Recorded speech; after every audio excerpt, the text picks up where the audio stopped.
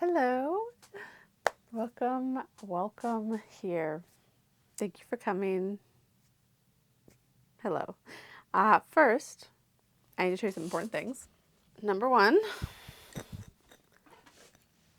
is my cactus that's flowering. When I bought this, I did not know that it was going to flower. And so every time it flowers, it is so delightful. Second, my succulent like this. Look at this. Is also flowering. Isn't that wild? Have you ever seen it do that? So those guys are bringing me lots of springtime joy. Now that we got some really important things out of the way, we are going to talk about something that I obviously love to talk about, which is reading. Reading is something I think about a lot, if you haven't noticed. And the older I get, the more I want to do it well and with intention. And so then I often think about the way I'm going about it. There's been moments when I would look at all these books I had read and I couldn't tell you almost anything about them. I couldn't tell you the basic plot, couldn't tell you anything about what happened, like nothing. And I thought, surely I am not reading correctly if I cannot talk about these books in any kind of way. Clearly they are not getting in. So I wanted to stop that right away. And so I've been trying to come up with ideas and just figure out, I've been testing out different things to figure out what works for me to help me incorporate these books actually into my mind to be able to fully understand these books so then I can then think about them in a way that's not only like understanding, but a way that can incorporate them into my life. Also, in this book, the first volume of C.S. Lewis's collected letters, in a letter to his friend, he says something along the lines of to really enjoy something or to really take pleasure in something, you have to take it seriously. And I love that. That's so good. And I found that to be so true. The more you work at something and the more intentional you are about something, the deeper the joy is that it gives back to you. And I really want that for myself in literature. There are a lot of reasons why I want to be a good reader. Those are a couple of them. I'll probably talk more about that in the future. But the things that I am doing to be a better reader, I hope these give you some ideas, maybe some things to try out. A lot of these are things that I've done because I've heard of other people doing them. So just sharing the wealth around here. Okay, so one of the first big things that I find very helpful is rereading. We live in such a time where it is very normal to just assume you've read it once and then read it and then that's it. You do it once, it's done. So I always assumed that that was the norm. But it doesn't help you understand things better. It doesn't like you feel like you have some sort of sense of accomplishment, but you haven't really accomplished anything except for briefly knowing a story. And to really understand what someone is saying in a book, you need to know it well. And to know it well, you need to revisit more than once. So I have been rereading a ton. And it's been really good and really, really fun. I'm learning that I think I love rereads more than even the first time round because you know exactly what you're in for. And you can, sometimes maybe you're picking up a reread to understand something that was hard the first time, but also maybe you're just opening it up because you know that it holds a beautiful well of joy and that's exactly what you're going in for and it's exactly what you're getting. And so that's also a really nice result of rereading. Yeah, rereading felt like a waste of time for a long time, but I'm realizing it's actually maybe one of the best uses of my time. The next thing, while I'm reading, I always have a pen in my hand, or I try to always have a pen in my hand. I really love to have a pen so that I can underline things, make little notes, write down questions. It forces me to slow down. It forces me to even reread little sections that I'm underlining.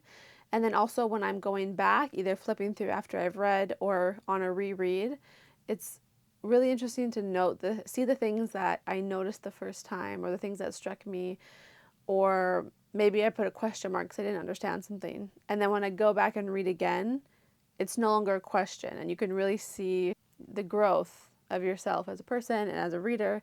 I also really, do I have any of the pens in here? Let me see. These, let me show you my favorite annotating pens. They're these little guys. They're made by Sakura Japan, and they're called Micron pens. I like the 01 better because it's a bit finer.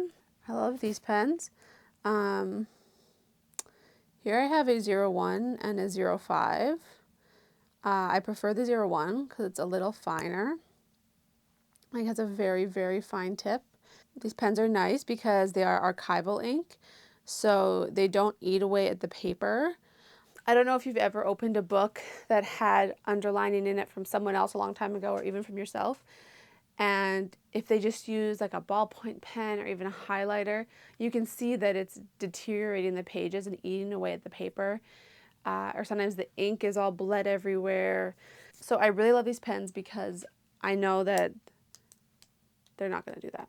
And even if there's not much margin, they're so fine that I can still get my little note in there. Next, okay. Wow, I didn't bring any of my supplies in here.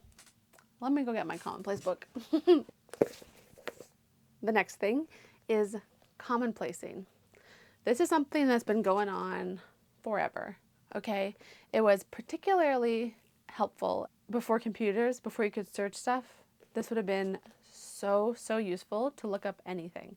But now, its main use is, well, one, to help me find quotes that I'm looking for, but also just to help me remember the books I'm reading. It does that on a lot of levels. One, I literally write out things from a book. I finish a book and then I go through all the things I've annotated, and I will, if there's some that I want to write out, I will write them out in my commonplace book. So by writing them out, that helps you remember them. And then I also love to thumb through every once in a while and read through some of them, because this is just, it's like a collection of jewels from all the books I've read.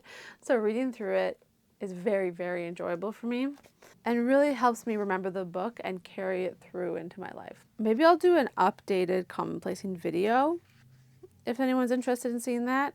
When I first got this, I made a video about it.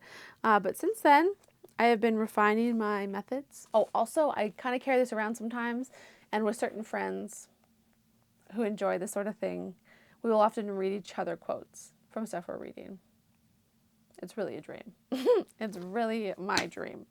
Yes, number 4, slowing down when I do not understand something. My tendency is to power through, and even if I don't get it, just keep moving. Sometimes you don't need to always understand every single reference, every little thing. But it felt painful to me to like go back a page or go back a paragraph and reread it. I just would be like, I'll figure it out later through context, which can be helpful, but often you do miss a lot of things when you do that. And especially now, I'm not in a rush. I don't need to speed through these things and get them done by class. It's no race. And I think I would get I know I get a lot more out of just going back and reading. Sometimes even you just get distracted for a second. Your mind wanders, or someone makes a sound somewhere and you realize you don't know what happened in the paragraph that you just read. And so forcing myself in a way to go back and read it. And the more I do it, the more I realized that it was so silly before that I wasn't doing that. And I would just keep going, even if I didn't get it. And keep in mind, this isn't for books. Like if there's a book that I'm hating I'm not like making myself going back, or if it's really dense, I'm not making myself like some dense book of philosophy going back and getting everything. Like that's not what I'm talking about. I'm saying in books that I'm enjoying reading or books that I want to know, you still get distracted sometimes, or you still get confused sometimes, or ideas are still hard sometimes.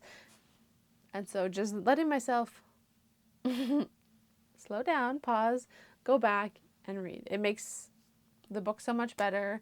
And so instead of being confused for a whole chapter, I clear it up right away. It seems silly, these little habits, but for some reason it felt, I'm like, oh, I already read it. But you didn't, because you don't know what it said. Ah, yes. Number 5, reading with people. Now, this can be a blessing and a curse, depending who the people are. But my real life book club has been such a blessing.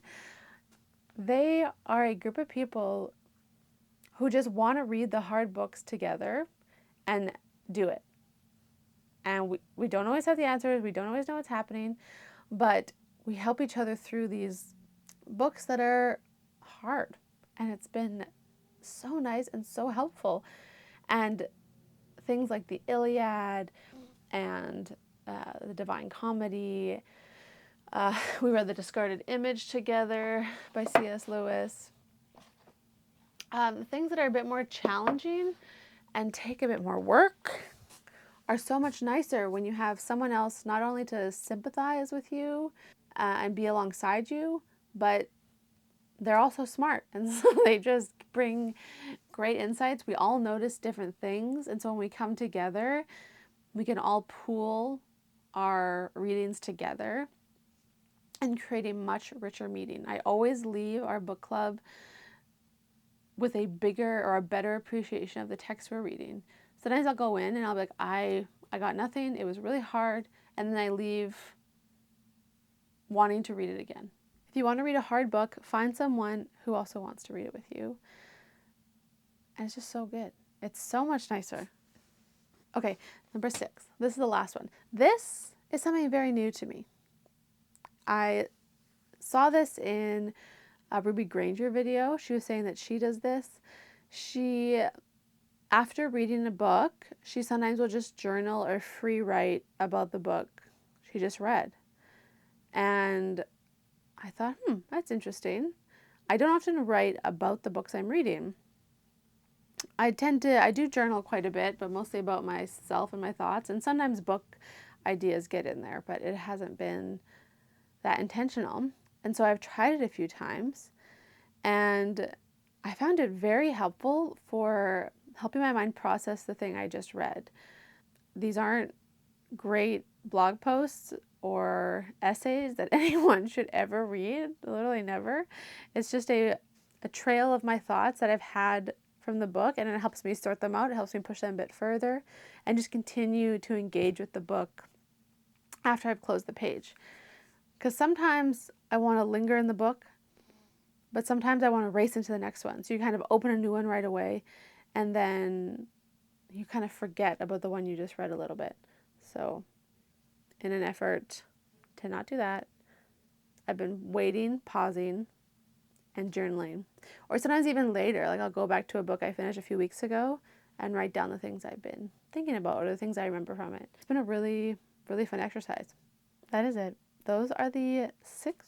Those are the 6 things that I wanted to mention, things I've been doing and slowly implementing over the years. I hope this was helpful. I would love to know if you have any things that you love to do while reading that really help you remember and understand these books. Please leave them below. And I hope you have a lovely day. And I will talk to you so soon. Bye.